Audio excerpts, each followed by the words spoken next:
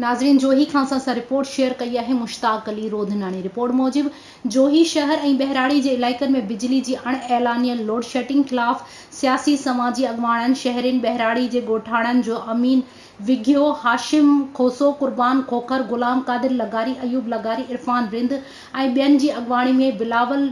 मखदूम बिलावल पारखा हथन में बैनर और प्ले कार्ड खड़ी 2 किलोमीटर लॉन्ग मार्च करे गिर्ड स्टेशन के मेन गेट अग्यां धरणो हयो पियो। सिवको के ज़ुल्मन की सतायल शहरिन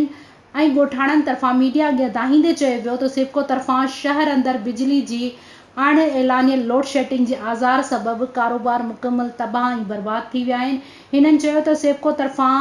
जेसिताईं अणएलानियल लोड शेडिंग और शहरिन से नाजायज़ियूं बंद न कंदा तेसिताईं धरणो जारी कयो वेंदो।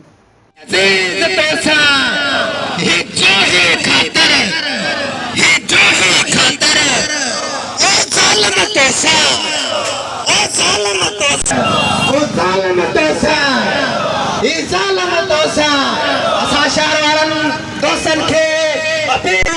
जारी हूंदो 48 कलाकनि में जेकॾहिं असांजा पूरा न थिया त